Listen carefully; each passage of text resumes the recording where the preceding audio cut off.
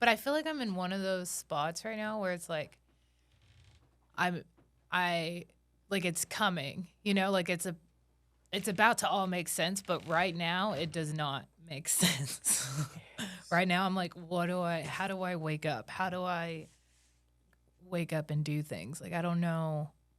I feel like there's something impending and like, I'm just going to keep doing what I feel is right, but I don't know what's going to come of it. And I don't know when anything's going to come of it. I'm just doing. Yeah, you know how they have that saying about things being at your fingertips? And you're like, oh, it's right at my fingertips. But, like, they don't talk about how frustrating it is to have something at your fingertips. They don't. They don't, yeah. It's not in my grasp. Yeah. It's at my fingertips. It's impending, like you're saying. And you're like, ugh. For sure.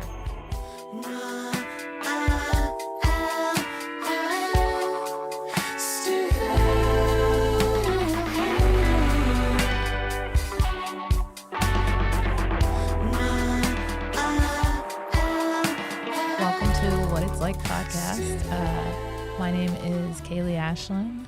I got Rochelle, and I just forgot your last name again. McConico. McConico.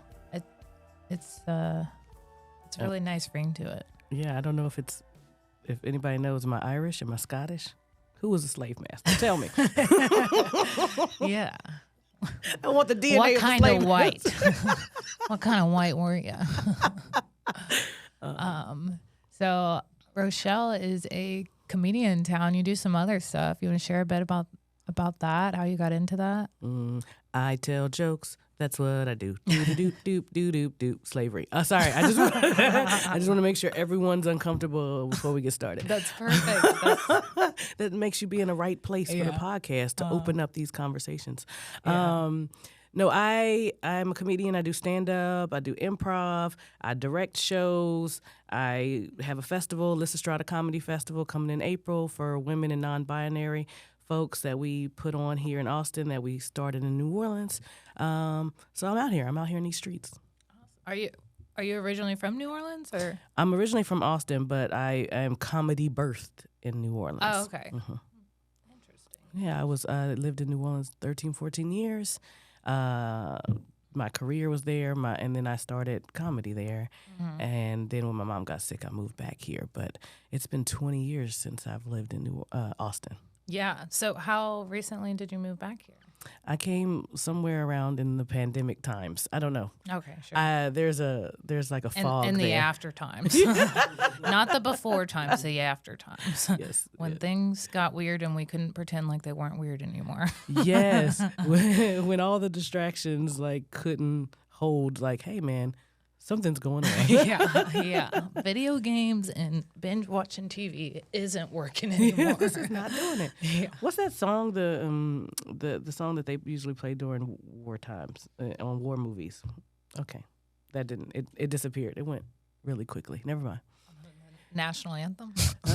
Wait. Something's happening here. Oh yeah. Okay. Yeah, that's the stop. What's that sound? Yeah, that one. What's that sound? Everybody was going. Yeah, that's us now. We're like, wow, it's real out here. Yeah, we cannot ignore it. It is. It's interesting because they talk about those. They talk about some of those times in history. Like I remember learning about them in school. Those times. I mean, I guess kind of 9/11 that kind of happened too. But it is such a weird, I feel like with each passing, even day almost right now, it feels just like such impending,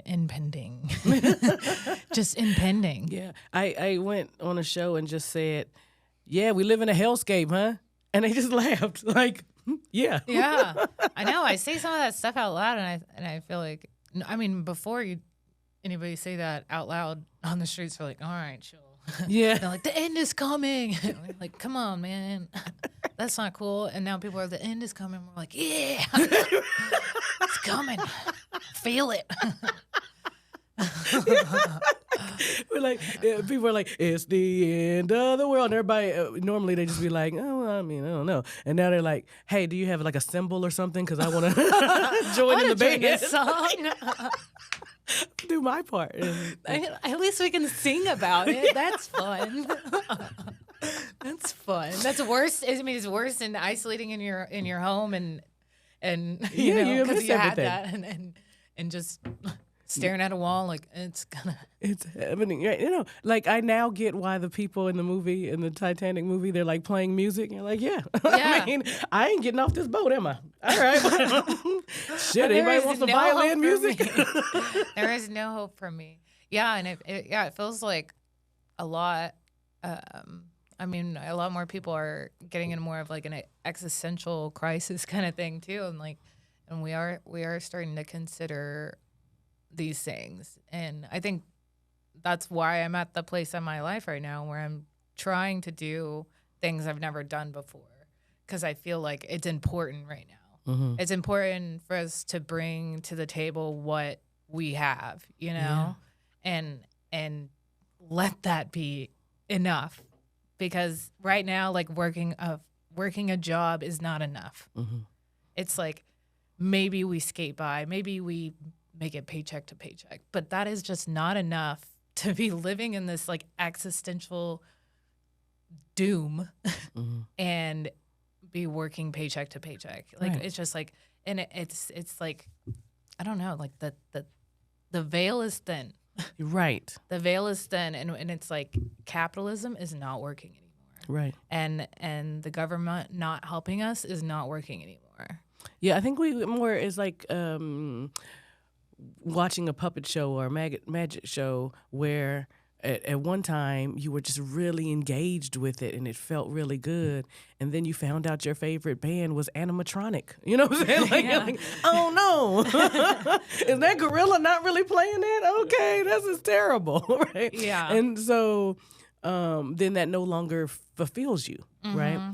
And so even I think the blessing to me of the COVID times and what it did is it slowed us down enough to pay attention to our inner selves, right? And to say, wait, what am I sacrificing to be in this society? Who am I and who do I want to be? How do I want to live? Because truly we are souls in a body, right?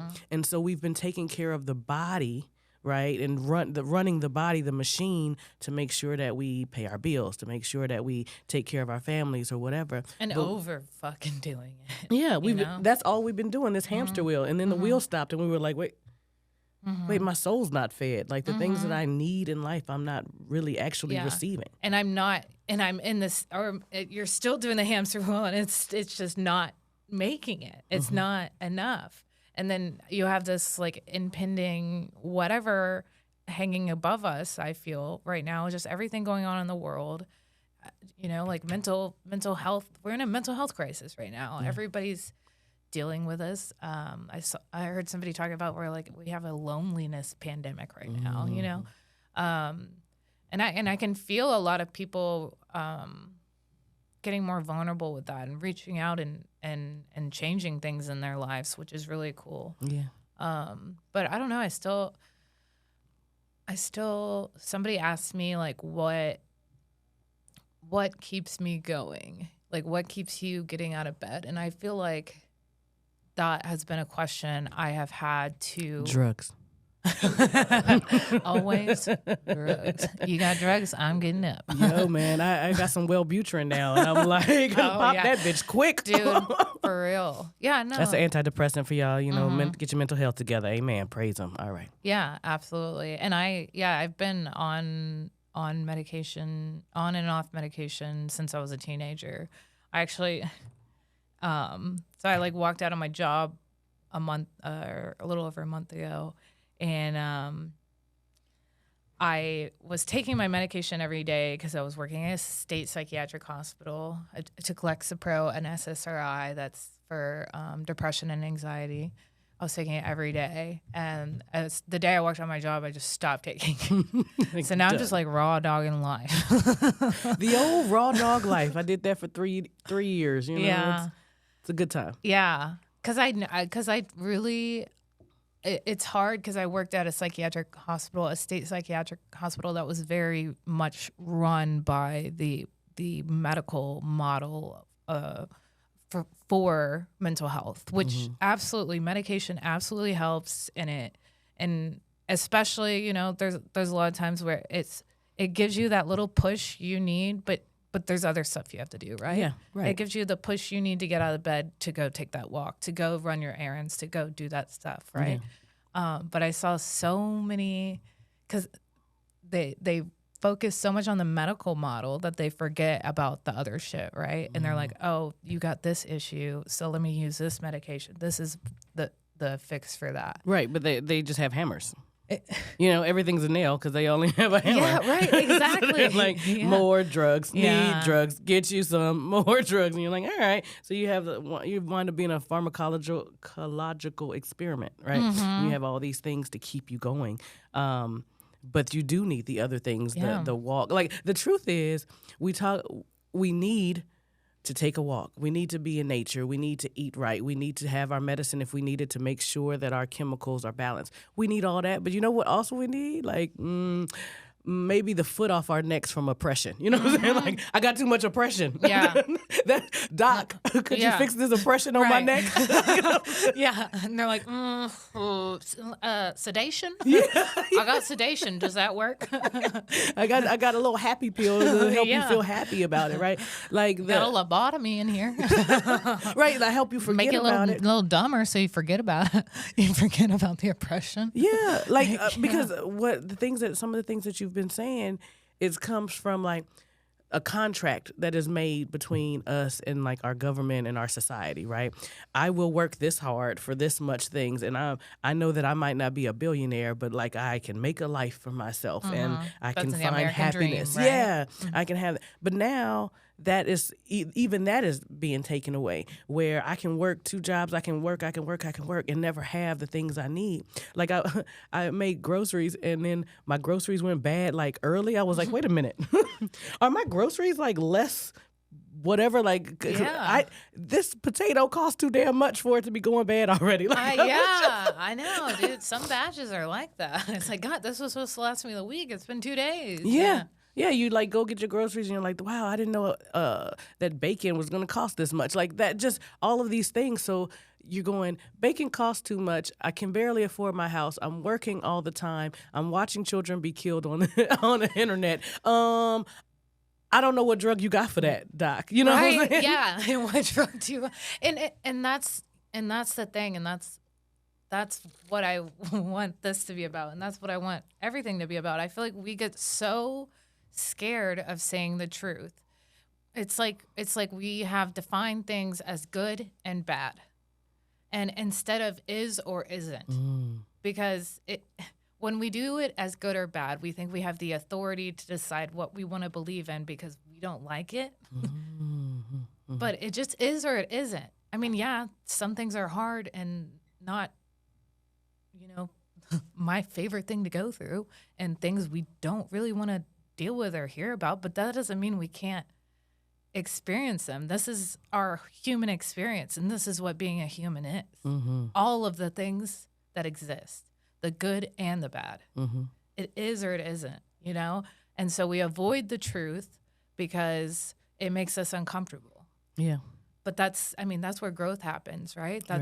How are we going to grow as a society if we can't talk about shit? And we're to the point where I'm thinking, I was talking to somebody and they're saying like how it's hard.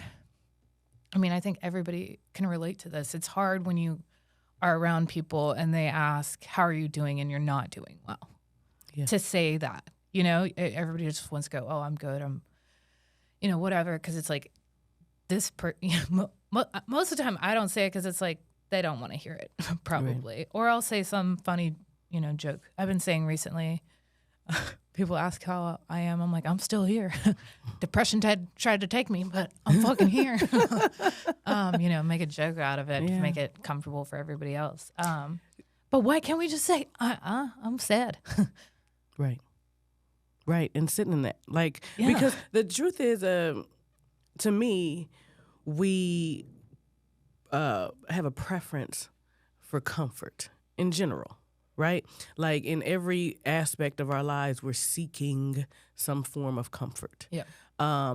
And as we do that, we also try to make other people comfortable. As a Black woman in a space, like talking about race and things like that, those conversations don't happen because I don't want white people to feel uncomfortable, because I have been taught that white people being uncomfortable leads to violence. Like it is not safe for you. Yeah. So I remember we're having these conversations now that are more open. But before George Floyd losing his life and everyone seeing it and being still because of COVID and having to reckon with it. Right. Because of before that, I would be in like a break room and I'd be like, so you're going to go see that 12 years a slave? Like, I got to whisper it like, I don't know. Made this slave movie, right? And then some aggressive white person coming out with their opinion on the like, well, I don't even know why we're having this conversation. Like, is this the right forum for right? Like, right? Is this politically appropriate for you to talk about a movie? Yeah, this is in the workplace, right? Yeah. Like, and so that protective layer that we put in place is how we survive in a society that doesn't want to reckon with itself, right? Doesn't want to hear the truth. So then we wind up doing that in all those things. When I'm not going to say certain things to men because I don't want a man to feel this way. I'm not going to, right? And I'm not going to wear this outfit because I don't want someone to think that that's what I want from them, or however they perceive me or whatever. But it's like, sorry, just bubbling over there. He gets it.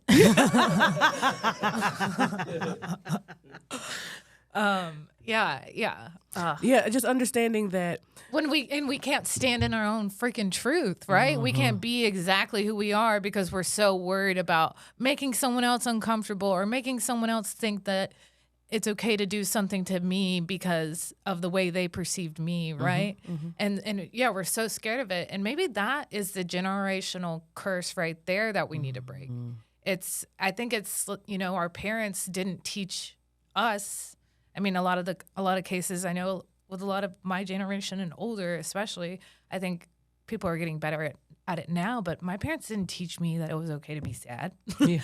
Oh my goodness! Last night, a comedian said we had a liftoff showcase. I don't know when this goes out, but just in case, liftoff showcase December 7th. We just had one last night for one class, and we have one coming out December 7th. So the comedians give advice, and one of the things they were saying was around this idea of like, were you able to tell your parents that you had emotions, that you had feelings about something? She was like, my Ivy Lee. She said, my children tell me their emotions. They tell me how they feel. And it was like, were y'all able to do that? And the whole room was like, no. Yeah. Like, think about that. We a whole wild. generation of people who could not express their emotions. And then now we're in a space where it's bubbling over.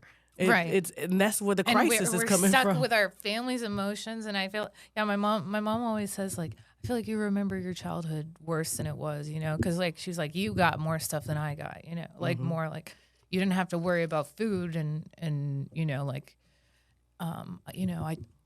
we did some fun stuff and I was lower middle class. It wasn't in Houston. It wasn't the worst childhood, but I was fucking sad. I remember feeling so sad, and I felt like my parents were fucking miserable, and I felt like, I don't know, you just feel the heaviness of the house, and it's like, yeah, we could do fun stuff, but at the end of the day, I couldn't tell you that I felt sad. I didn't know how to say that, and I didn't know what it meant to feel sad.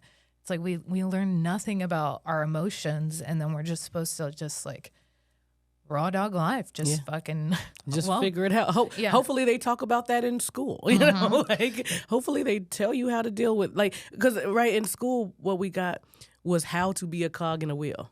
Right? Yes. Like here is the things you're gonna need to do to be a good cog. Right? To be a good part of our system. Right, but not like how to deal with your emotions, how to be a human being in connection with other human beings. We're not having that conversation. And like I feel you so much when you say like the memory of your childhood and how it's different. Because I told my mom, I was like, you abused me when I was a kid, right? And she was like, no, I didn't. I was like, you beat me so much that CPS had to come out and be like, hey, maybe like less bruises on your child's body. And she was like, well, I never broke your arm. What, did she get her arm broken? Right, I was like, is that the standard? Yeah, Is that that's the what my rubric? mom. Yeah, my mom too. She's like, well, you always had food. I'm like, yeah. That's good. Shit. You could eat. Okay. Stop complaining, you know? Like, What are you complaining for? You had food, You had right? a hamburger helper every night. you had food and your arms were attached. What's the problem? You know? Sounds like a perfect childhood to me.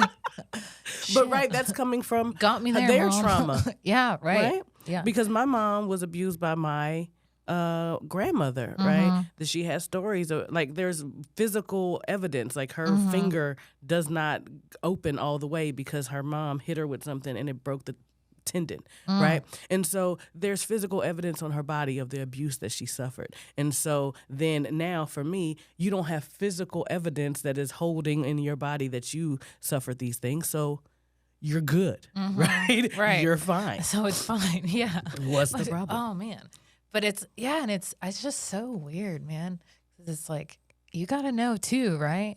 But it's like maybe they've just been in survival mode their whole life, you Maybe know? they're sad. You know what I'm saying? Yeah. Like this is the tools that they had. They right? A hammer for the nail, a belt for a child that is willful or that Right. child that expresses emotions. Yeah. Are you expressing emotions? We don't do that now. Yeah. Right? And then later in life, as we grow, we say, hey, actually, this is a thing that we don't want to carry on. How do we change that for that next generation? Right. And so we see, people coming up with opinions, and we're like, what are these young people with opinions and thoughts? Yeah. Where'd y'all get that from? What the hell? But then, right, that makes that kind of that boil, like that boiling sensation of like, hey, there's things that need to be said and things that need to be heard that have been just in the ether or housed in our bodies for so long. And that's that crisis of like, how do I live the things that I need to live, Yeah. and say the And things I need carry to say. these. Yeah. And do them in your daily lives, right? And that's one thing I'm trying to do. And man, I remember the first time I had a bunch of stuff happen in my childhood, a lot of struggles and trauma and stuff, and ended up in counseling at a very young age. I was 14 when I first saw my counselor, and I was, it was like the second session or something, and I remember I was pissed, and he just was like, tell me how you're feeling. And I went off. I was like, I don't think I need to fucking be here. I don't want to fucking be here. I'm like pissed at my parents, like just going off, yelling, cursing, all this stuff, and like crying. And I finally like stop, and then he just sits there with his like legs crossed and his glasses down here. This like huge black guy. He used to play semi-pro basketball like forever. Like he used to come out there and play with us. He was huge, but the most zen person. And he just sits there and he goes, thank you so much for being honest with me. Oh. And I was like, what? I have never been able to yell in my life and it'd be okay. It's never been okay when I yelled. But and that just like puts it in a different perspective, because it's like we want ourselves to look this way, or society wants us to look this way. School teaches us this is how you act. If not, you're in trouble. Same at home. This is how you act, and if not, you're in trouble. When it's like we should just be like our own mystery, right? We should, instead of being like, oh, I shouldn't feel that, push that down, get it away, get it out of here. It doesn't work in this box, right? Instead of being like that, being like, whoa, okay, where is this emotion coming from? What is this trying to tell me? Because that's all all emotions are doing. They're trying to tell us something. They're trying to tell us maybe we're not doing the right thing in our life right now, or maybe we need to work through something, or maybe we got something blocked up in there that needs to come out. Because it's just like being sick. You get a virus in you. You got to get it out. And you get sadness in you. You get grief in you. You get stress in you, you got to get it out. Yeah. And instead of just being like, no, it doesn't exist, how about we figure out how to move through that together, you know? Yes. So to where I can go up to my friend when I'm out somewhere, even that's supposed to be fun, and they're like, how are you? And I'm like, you know, I'm not doing too well. And they're like, oh, I'm sorry, that sucks. Then I'm like, thank you, you know, that makes me feel better. Yeah. I got it out, and now I feel a little better, Yeah. you know, instead of having to be like, oh, I'm good. Everything's fine. Yeah. And the when we were growing up, counseling, and I would say that it's probably worse now, but like the money that we spent on counseling, I'm talking about in school, like it was just a thing, like maybe every once in a while a counselor would come around or something. You'd have to be in some type of issue to see a counselor, right? Mm-hmm. But that a counselor actually should be part of like our curriculum, our work of like, hey, how are we feeling? And what do we do with these big emotions and all those things? Because yeah, just the way that if I hit my foot on something, I have pain to let me know, ow, we just hit something. It's going on. Our emotions are doing the same thing for us. They're trying to tell us like, hey, you're sad. Something, it doesn't fit. Yeah, right. Hey, you're feeling depressed. Something is not right here. Yeah. It's hurting. Right. Like, That's our body, and our mind and our emotions trying to tell us something, right? And what have we learned, right? The way that women have been treated as well as the people who are allowed to have emotions. And so then you have a whole bunch of men who haven't been allowed to have emotions, who are freaking angry, like, because it's just being pressed down, and it's not being handled. And so we have all these ways of that are misaligned that we try to like solve problems because we don't allow emotions, right? Right. And so, because girls, you're too emotional. Like, well, maybe if we were making some decisions that both honored the physical realities and variables of our lives and the emotional things in our lives, maybe we wouldn't be so quick to be like, you know, I can drop all these bombs. Like, I'm fine with it. We might be like, man, we really got to figure out how to talk some shit out. Yeah. Like, Let's. and we can be more complex. Right. Yeah. Right? Not with, because you mentioned like good and bad, it is or it isn't, but also like where I think when you marry your emotions with your physical and practical needs, then you get these complex answers that can live in the gray spaces. Right. Right. We can be 'cause more there is than no one black thing. and white, right? Yeah. It just, it's great. We can be more than one thing, and there can be solutions that aren't dropping bombs or civil war or whatever. There can be, but you can't have one and not the other. You also can't be all emotions and no, logic and no close to that. But it's like, I don't know. It does. It feels like our society has just took all of the emotions out of it. And they told us that we're supposed to have it like that. Right. Oh, that's just business, right? When somebody does you dirty, oh, that's just business. Oh, that's just how this society works. Oh, that's Vegas, just, yeah. We anytime you're upset about something, they just say, oh, that's just how they do. That's just how, no, but it doesn't life have isn't to. fair. Right. That's a good one. And we just hold everyone's parents said that. Like, oh, well, life's not fair. Yeah, because people like you make it not. Because we don't have the willpower. Sometimes we don't have the willpower. Sometimes we have the willpower when we feel like we don't have the agency. We don't have the opportunity to make those changes. So because the problems feel bigger than ourselves, then we find ways to cope, and the coping is, well, just don't be upset about it. Right. just don't have emotion about it. Yeah, and then you just have these freaking robots that are destroying the world. Yeah. Literally destroying the freaking world in every way possible, And I don't know. I feel like just growing up, I've always, the more I've learned, the more I'm like, what is going on? Like I had my heart broken time and time again, just learning history, and that's by the Texas school system. So it's not even the real history, Yeah, we only had black people had like 2 pages in the book. One was the crying slave one, where the person's on their knees and being like, "Oh, I'm a slave," and then the other one was like Rosa Parks and Martin Yeah. Luther King. Like, all right, so these are the 2 pieces of history that we will be learning. Right. Hey, you was a slave, but then look, Martin Luther King came and freed you, and you're like, Yeah, then great. y'all killed him. You forgot about that part. Man, yeah, I had the best teacher in high school. Like I had, just one of those, I really changed the trajectory of my life. I feel like he inspired me in a lot of ways.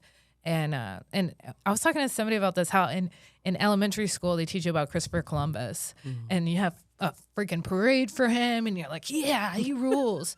And then I remember the day in high school, my teacher was like, yeah, he not a good dude. And he never even actually came to North America. And he gave everyone syphilis, and he raped people, and he killed his entire crew. And snap. why did we have a parade for him? Should I take down this balloon? I have a core memory of a Columbus parade, and you're telling me now.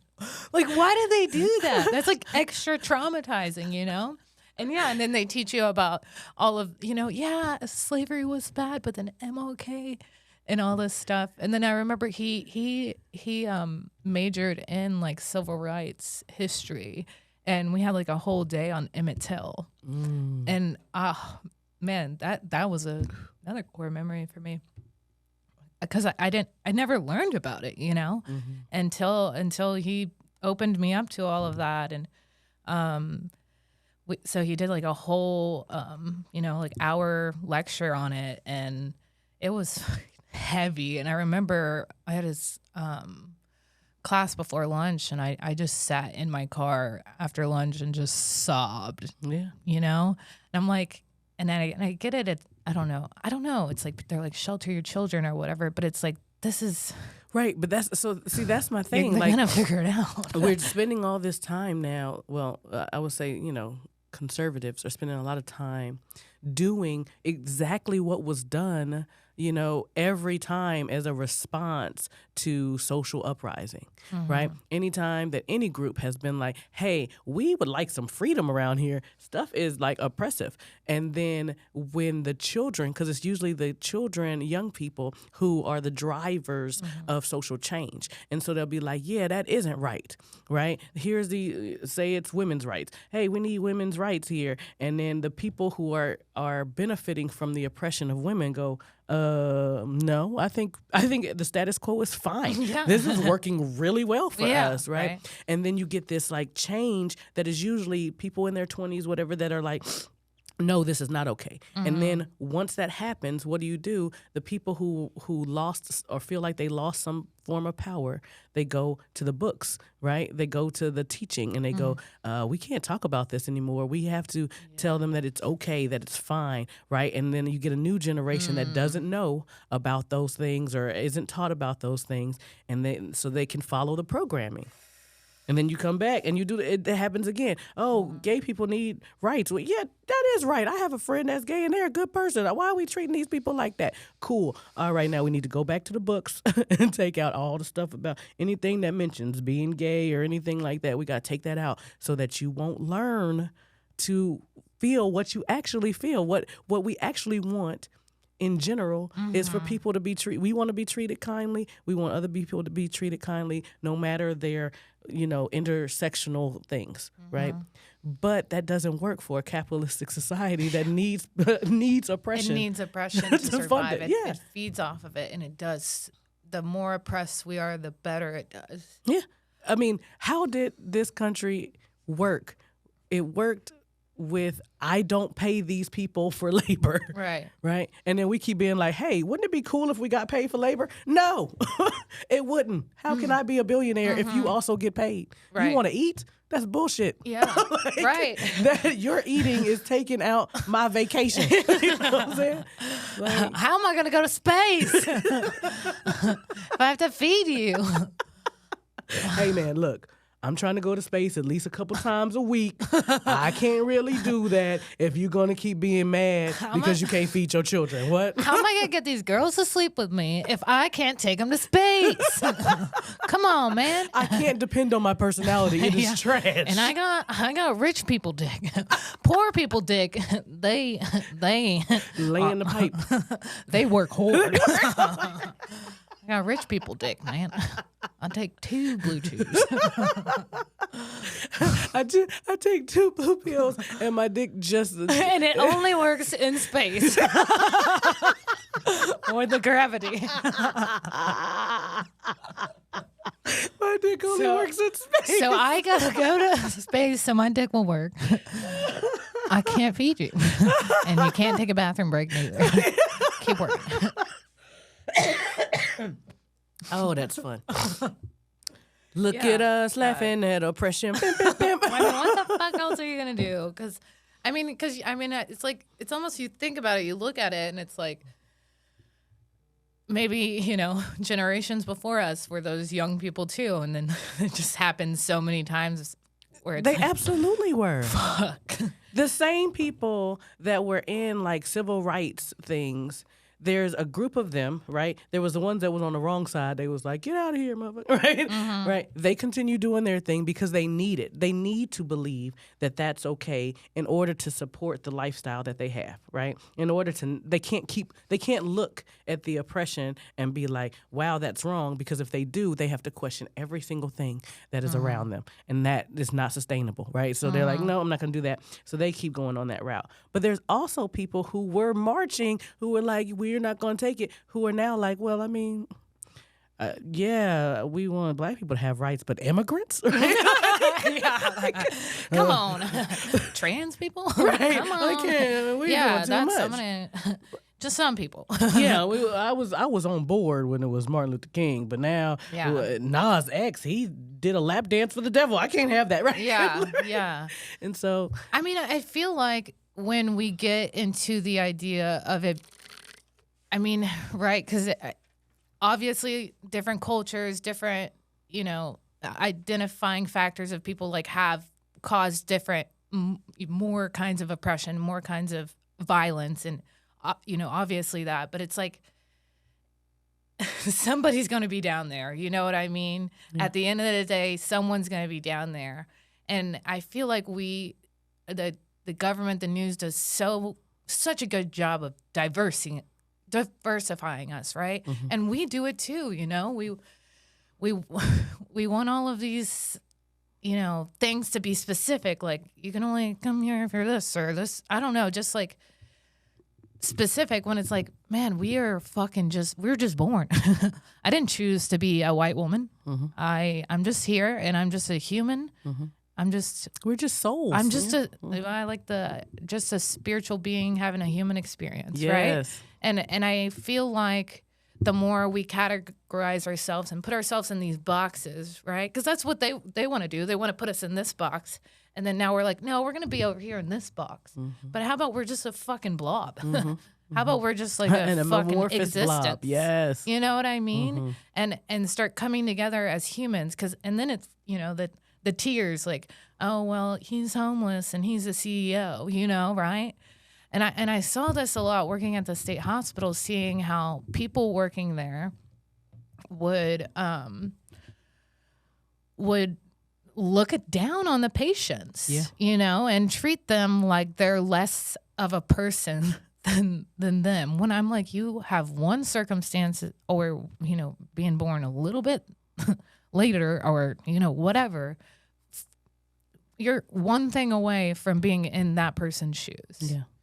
It is of no fault of theirs and no fault of yours that you are where you're at, And we need to stop thinking we need to be in these boxes and start just coming together and being like, how can we help each other? Well, I mean, I think that's the reason we don't even look at homeless people. Like, the reason we have such trouble looking at them, because when we do, we're trying to go, well, what brought them there? Because I don't want to be there, right? Okay, no, they did it to themselves. We need it to be We need it to be that they did something to they themselves. just don't want to work and they're lazy and they're. We need that so that we can be like, but I got my little piece of the pie. I got my little crumb and I'm holding on to my crumb with dear life. If I go, hey man, this person is just like me. They dealing with stuff just like me. Then that means there's a bigger societal issue that needs to be changed. Right. And I think that feeling of like there's something bigger that needs to be changed, and then we become helpless to that. We're like, well, there's nothing I can do. But truly, every choice that we make, like our individual lives, are a testament to how much change can be made. Like the one person being like, I watched a person. This is so random. I watched a young lady go get there were snacks on the table, and there's like donuts everywhere, and then there's fruit, and she goes and gets like a piece of fruit, and I see that and I go, I should probably get fruit. And that chain, I went up there and then I get fruit. And I told her, I was like, because you made a choice for yourself to get fruit, that influenced me to go get fruit. Every little thing we do. Every little thing. So our changes, I think we often feel like we have to make monumental changes for it to matter.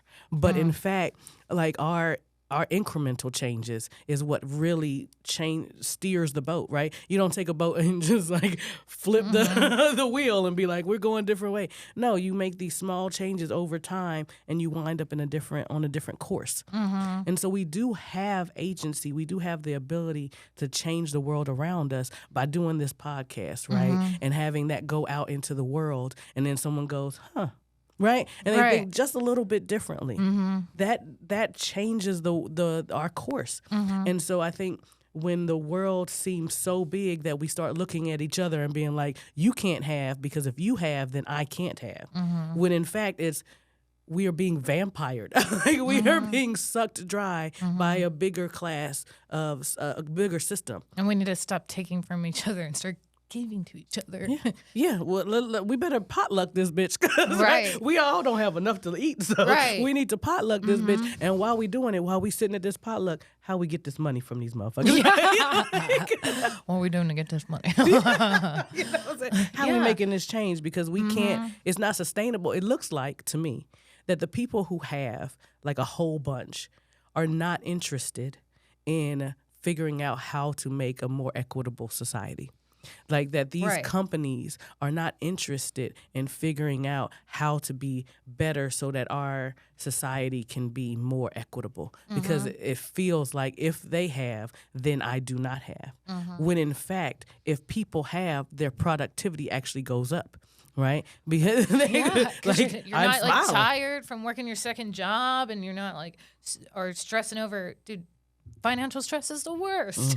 Not knowing if you're going to be able to pay bills is the worst, you know? And having to work 40, 60 hours a week and then still not know if you can make your bills or buy groceries or get your dog food or whatever the hell you need to do. Yeah. Like that is just, nobody is going to do good in that scenario. Right. So maybe that's the thing right there, to have, you know, what's the reason to not give up? It's when you give up, how many people does that affect? Right? How many people does that harm? You know? And when when I decide, instead of fucking staying in bed all day, that I'm gonna get up and take a goddamn walk and I'm gonna do this podcast, even though I feel like an imposter and like I don't know what the hell I'm doing, because I feel like it's right. And I know I need to do something. Maybe I can just help somebody a little bit, and that's all worth it, right? It sure is. Because there's got to be more, right? We got to just keep going. And I think right now, you know, we've been building more connections, and we're coming together and saying like, hey, no, you know. And I'm feeling a lot of people wanting to get more creative and wanting to, you know, think outside the box and get outside of the cog thinking and unlearn some shit, you know? Unlearn some shit. It's all programming. It's all programming. Like our minds are programmed to follow suit right? That's what schooling does. It tells you, it keeps you following suit. That's what your family does. They teach you to follow suit. And if you're following suit in a revolutionary way, like if you're learning how to be a good human and how to care for other people and fight for other people, then yeah, that's a great thing to follow suit. But if you're just learning to do the robotic thing, then you wind up being a tool that can be used for oppression, right? Yeah. Because you are willing to continue doing the thing that you're told to do. To be complacent. To be complacent when you can see the strings now. You can see that it's animatronic. You can see that it's not fair. Yeah. Okay, so if it's not fair and you just continue following your program, then you're part of the problem. Right. You're just as dangerous as the, you know what I'm saying? Like they talk about in slavery how you have the overseer, right? You don't just have you're not also just dealing with the person who owns the slaves. You're dealing with probably a black person who got a little bit of power to oversee the other people, right? To keep them in line, right? And then it'd be like, well, I'm a slave too, yeah. But you keeping other people in that position, right? To have your little bit. I got my little bit. To have that bit of power. To have that little bit of power, right? And so anyone that is operating strictly on programming is always going to be dangerous. And it's easier to keep somebody oppressed if you have other people operating in their programming, right? That's why the Trump was so powerful for the Republican Party. Like, pull on those strings of divisiveness can make people feel empowered by a hatred of another group, by being better than. Yeah, and then they become a force. Then they can go to the Capitol, right? You can't get those people to go to the Capitol unless they feel like they are one body that are angry about this thing. They're being held. They're the ones actually being oppressed, right? And you get them to feel that way, and now they become a force. Whereas if they are sitting going, yeah, that's not right, we should all work together, there'll be a force, but there'll be a force that you cannot control, right? And without that, then you don't have the power that you need to be able to move in these more oppressive directions. So one more thing. No.